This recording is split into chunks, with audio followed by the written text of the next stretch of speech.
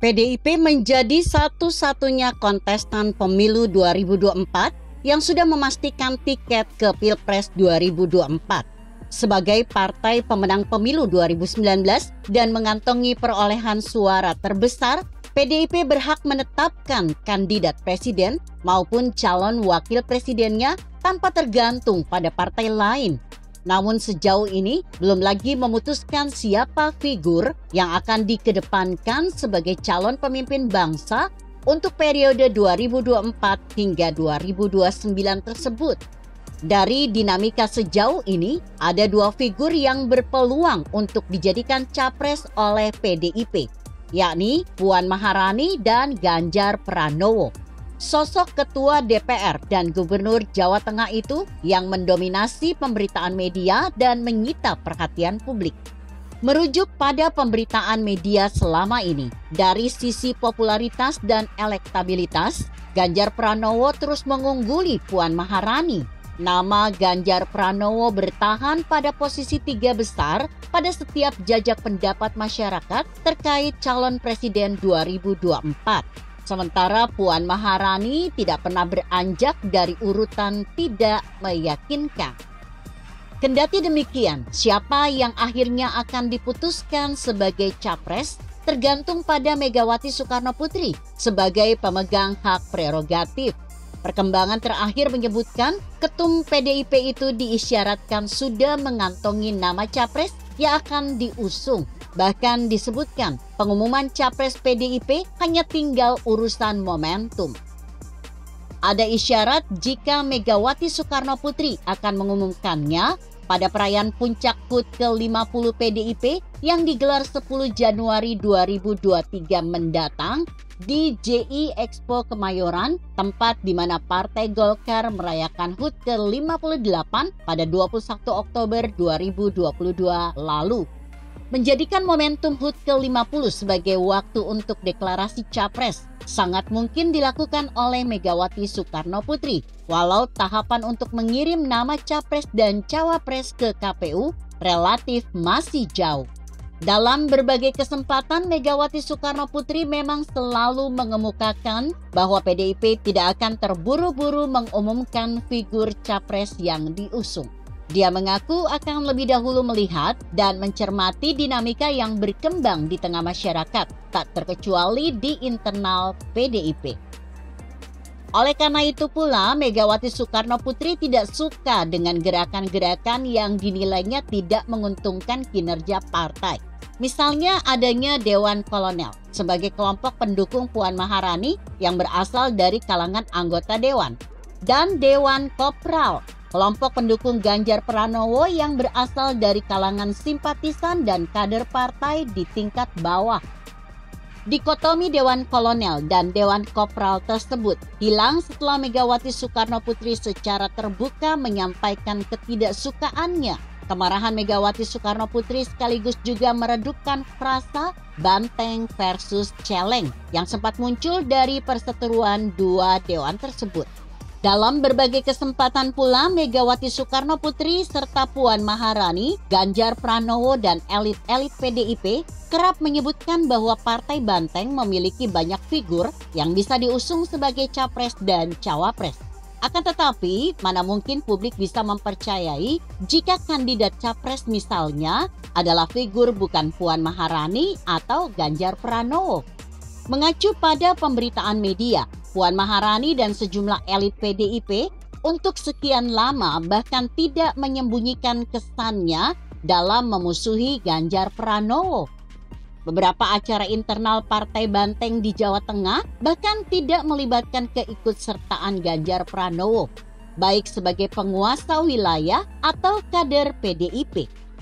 Oleh karena itu adalah menarik ketika menyaksikan keduanya tampak kompak pada dua acara yang dihadiri oleh Presiden Joko Widodo di Solo, Jawa Tengah, yakni saat pembukaan Muktamar ke-48 Muhammadiyah dan Aisyiyah pada 19 November 2022 pagi di Stadion Manahan, Solo.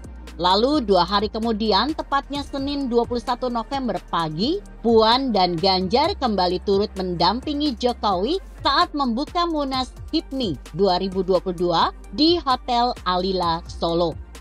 Ganjar Pranowo bahkan menyambut kedatangan Puan Maharani pada Senin pagi itu di Bandara Adi Sumarmo, Solo. Momen itu diunggah Ganjar Pranowo dalam akun Twitter pribadinya.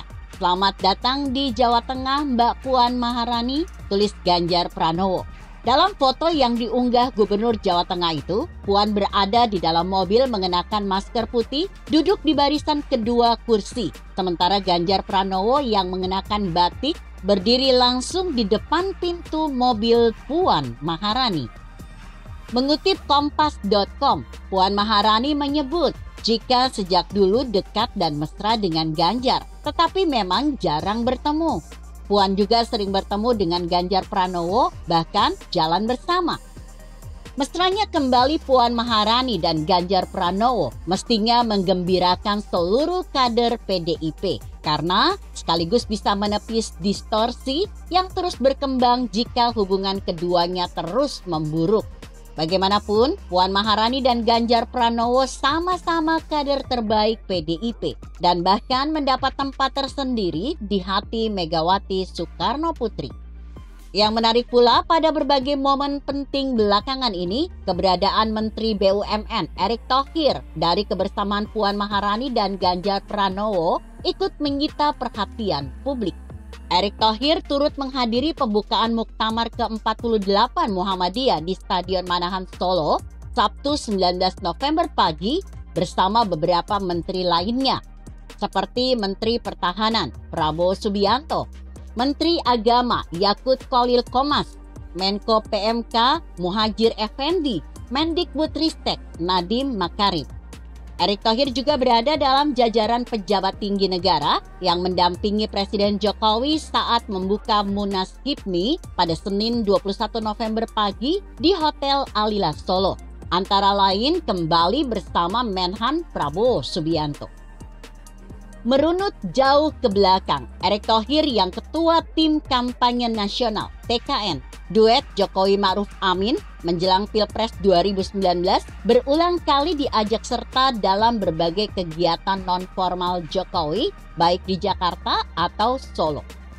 Erick Thohir misalnya mengenang momen kebersamaannya dengan keluarga Presiden saat melakoni jalan santai pada Minggu 7 Agustus pagi silam di Jalan Slamet Riyadi, Kota Surakarta. Acara jalan santai yang diikuti Jokowi, Iriana Joko Widodo, serta Ganjar Pranowo dan Wali Kota Solo Gibran Rakabuming Raka itu diabadikan Erick Thohir dalam akun Instagram resminya. Erick memperlihatkan bagaimana masyarakat mengabadikan momen dirinya bersama Jokowi dan Ganjar melalui gawai mereka. Akhir pekan yang bersemangat. Semoga hari Minggu yang berbahagia ini bisa dinikmati bersama keluarga atau orang-orang tersayang. Jangan lupa berolahraga, salam sehat. Tulisnya di akun Instagram @ErickThohir kala itu. Publik mencermati jika Erick Thohir tengah menjadi andalan Jokowi. Terbaru, Erick Thohir menerima amanah untuk menggelar pesta pernikahan putra Presiden Jokowi, Kaisang Pangarep dengan Erina Gudono pada 10 Desember 2022 mendatang. Setelah prosesi akad nikah di Yogyakarta, resepsi digelar di Pura Mangkunegaran Solo. Jokowi meminta acara resepsi di Pura Mangkunegaran sekaligus menjadi pesta rakyat. Erick Thohir disebut-sebut dekat dengan semua pemimpin partai politik. Sejumlah elit PAN dan P3 yang menjadi mitra Koalisi Indonesia Baru KIB bersama Golkar bahkan sempat mengakui akan mengusulkan Menteri BUMN itu sebagai cawapres KIB. Mungkinkah Erick Thohir akan melejit sebagai kandidat cawapres? Termasuk melalui PDIP yang sudah memiliki tiket sendiri? Waktu yang akan menjawabnya. Banyak pihak menyebut tingkat keterpilihan figur capres dan cawapres tampaknya akan sangat tergantung juga pada sinyal dan gerak yang ditujukan Joko Widodo. Begitu kira-kira artikel ini ditulis TB Adi yang disadur dari Kompasiana.com dengan judul mencermati kemungkinan PDIP gandengkan Puan atau Ganjar dengan Erick Thohir. Bagaimana menurut Anda? Jika Anda berpendapat lain, tuliskan komentar Anda di bawah ini. Saya Emma, Karisma 90.